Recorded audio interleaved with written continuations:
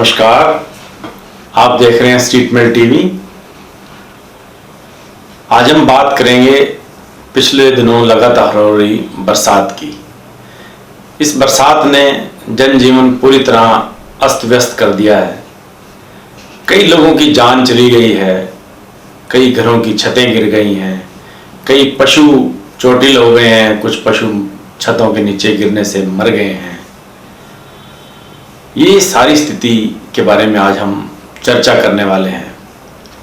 वैसे देखा जाए तो ये कितनी अजीब स्थिति है हमारे प्रदेश की। जब गर्मी पड़ती है तो हम पानी के लिए त्राही त्राही करते हैं, और जब बरसात होने लगती है तो हम फिर से त्राही करते हैं। पहले हम इंद्र देवता को प्रसन्न करने के लिए लंगर चलाते हैं, तो बाद में बरसात रोकने के लिए प्रार्थनाएं करते हैं।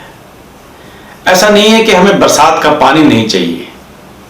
सच पूछो तो जिस तरह से हमारा वाटर लेवल नीचे जा रहा है, उसमें बरसात का पानी ही हमारी आने वाली पीढ़ियों को बचा सकता है। लेकिन हम बरसात का पानी संजोएं कैसे? इसके लिए वाटर हार्वेस्टिंग की बहुत ज्यादा जरूरत है। वाटर हार्वेस्टिंग की बात हर साल होती है, लेकिन ये सब कागजी घोषणाएं रह जाती हैं। कागजों में ही वाटर हार्वेस्टिंग की बात होती है। वाटर हार्वेस्टिंग के लिए बजट बनते हैं, बजट मिलते भी हैं, बजट खर्च भी होते हैं, लेकिन जब बरसात आती है तो इन सब घोटालों की सच्चाई सामने आ जाती है। लाखों मीट्रिक टन बरसाती पानी व्यर्थ में बह जाता है। सरकार वाटर लेवल उठाने के लिए धान की खेती पर तो प्रतिबंध लगाने की बात करती है, प्रतिबंध लगाने की घोषणा भी करती है, लेकिन बरसाती पानी संजोने या संचय करने के लिए कोई प्रयास करती नजर नहीं आती। इस बार जितनी बरसात हुई है, यदि इस सारे बरसाती पानी को हम तालाबों में या वाटर हार्वेस्टिंग के जरिए वाटर लेवल के साथ मिला देते तो निसंदेह ना तो हमें किसानों पर धान रोकने का डंडा चलाना पड़ता, ना ही फतेहाबाद और टोहाना शरीफ के शहर झील में तब्दील होते। पिछले साल बरसाती पानी में डूबने से फतेहाबाद की धर्मशाला रोड पर एक मासूम की जान चली गई थी। 1 साल बीतने के बाद भी मृतक परिवार को मुआवजा नहीं मिला है। हाँ, एक ये चर्चा जरूर है पूरी सियासत में कि इस मामले को दबाने में कई नेताओं के जरूर वारे न्यारे हुए हैं। ये संवेदनहीनता की स्थिति है, इसको तोड़ने की सख्त जरूरत है। अगर हम बरसात की बात करें और बरसात के नुकसान की बात करें तो आप देखिए कि पिछले 2 दिनों में आज और कल जो बरसात हुई है उसमें आज 3 लोगों की जान चली गई है। अभी हम धर्मशाला रोड पर मासूम की जान को भुला भी नहीं पाए कि बरसात ने आज 3 लोगों की जान ले ली है। फतेहाबाद की ढाणी टाली वाली में दूध की डेयरी की छत गिरने से डेयरी में सोए फतेहाबाद की शिवालय मार्केट में वाहेगुरु सीड्स पर मुनीमी का काम करने वाले युवक भूपेंद्र की मलबे के नीचे दबने से मौत हो गई है। छत गिरने से मलबे के नीचे भैंसें भी आ गई हैं। इस मलबे के नीचे गिरने से एक भैंस की भी मौत हो गई है, तो दूसरी भैंस की टांग की हड्डी टूट गई है।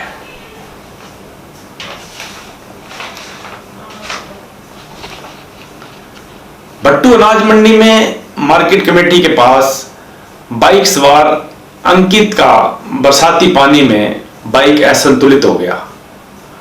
उसने संभलने के लिए डिवाइडर पर बनी ग्रिल का सहारा लिया, तो ग्रिल में करंट था। वो करंट लगने से अंकित शर्मा की भी मौत हो गई है। तीसरी जान अहरवा में गई है।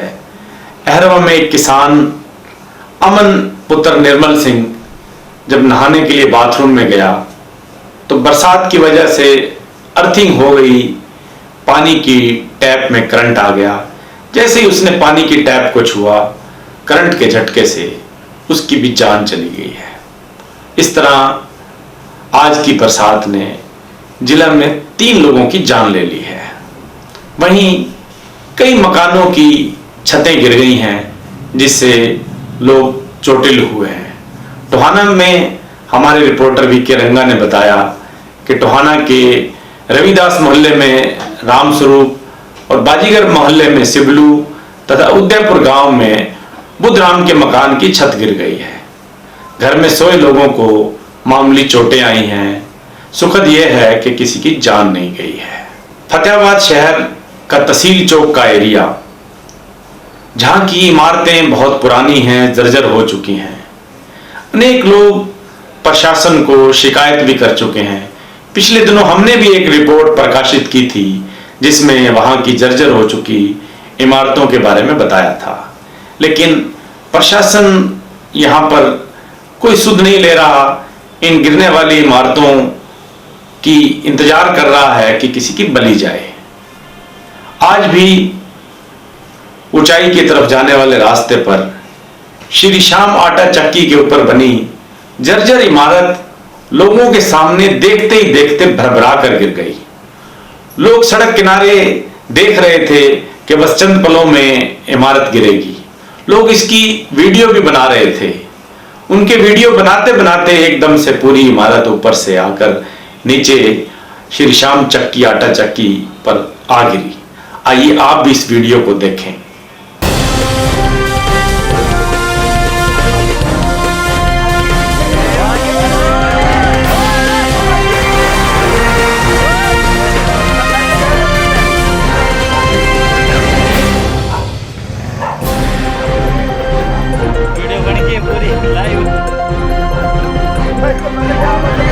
लंग मोहल्ला में भी पुरानी सब्जी मंडी में भोला बैग हाउस के नाम से दुकान चला रहे हीरालाल के घर में पड़ोसी के जर्जर मकान की दीवार आ गिरी।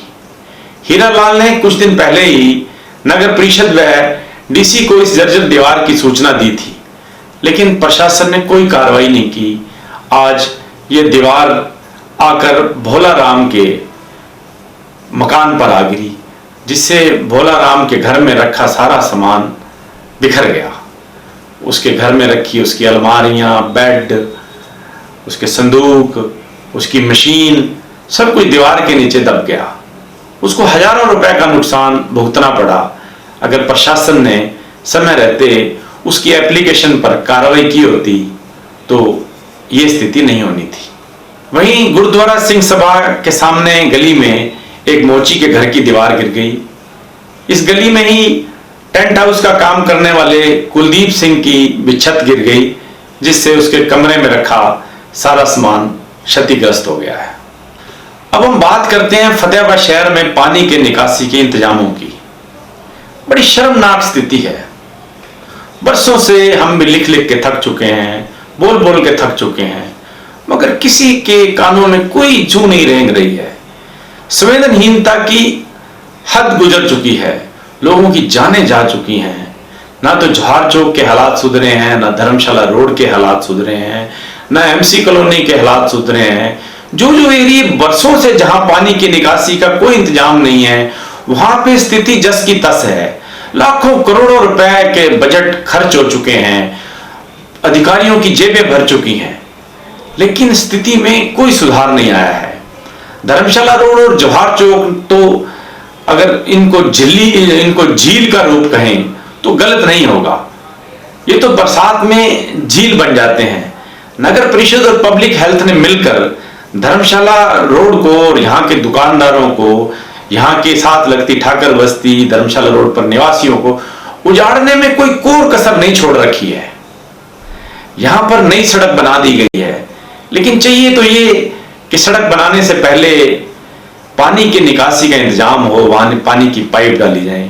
पहले भी पिछले साल भी ऐसा ही हुआ कि सड़क बना दी गई, लेकिन पानी की निकासी के लिए जो पाइपलाइन का बजट आया था वो सीवरेज की लाइन में डाल दिया गया। 68 लाख रुपए का घोटाला हुआ। आज तक किसी की जिम्मेदारी फिक्स नहीं हुई है कि वो पैसे बिना वजह टेंडर किसी बात का दिया गया, पाइपलाइन कोई डाली गई, वो पैसा यूं का यूं बर्बाद हो गया है।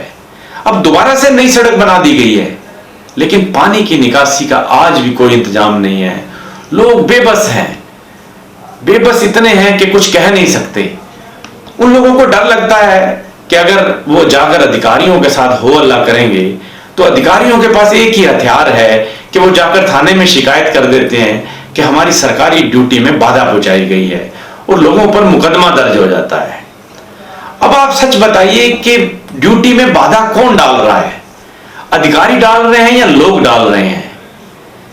किसी अधिकारी की कोई जिम्मेदारी तय नहीं है, कोई नियम कायदा नहीं है कि हम सरकारी अधिकारियों की जिम्मेदारी तय कर पाए। अगर कोई शोर करता है तो उसके विरुद्ध मुकदमा दर्ज हो जाता है, लेकिन अधिकारी लापरवाह हो चुके हैं और किसी अधिकारी के विरुद्ध सरकार ने कोई कार्रवाई नहीं की है। आप यहां पर धर्मशाला रोड और जवाहर चौक की वीडियो देखिए और खुद अंदाजा लगाइए कि वहां पर क्या हालात है।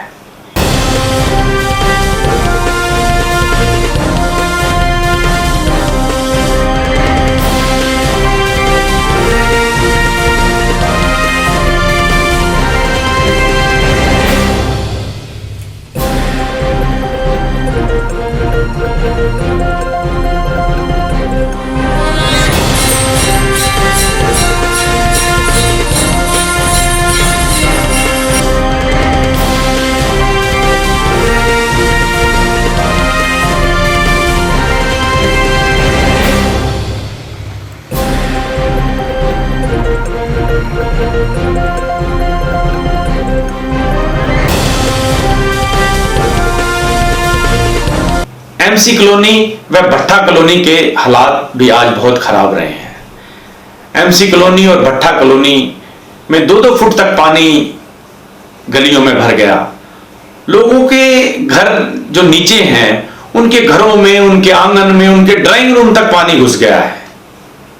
लोग पानी निकासी के लिए मेहनत कर रहे हैं, मशक्कत कर रहे हैं, उनकी सुनने वाला कोई नहीं है। धर्मशाला रोड पर भी टैंक मंगवाए गए हैं जो पानी की बेसमेंट से पानी निकाल रहे हैं। एमसी कॉलोनी में, भट्टा कॉलोनी में लोग घरों में कैद हो गए हैं। बच्चे कुछ आनंद उठाते जरूर नजर आए। जो वाटर पॉन्ड होता है, हवा भर के जो गुब्बारा होता है, जो आमतौर पे छोटे बच्चों को नहलाने के लिए महिलाएं उपयोग करती हैं, उनको बच्चे पानी में डालकर तैरते नजर आए। हम आपको उनकी भी वीडियो दिखाते हैं।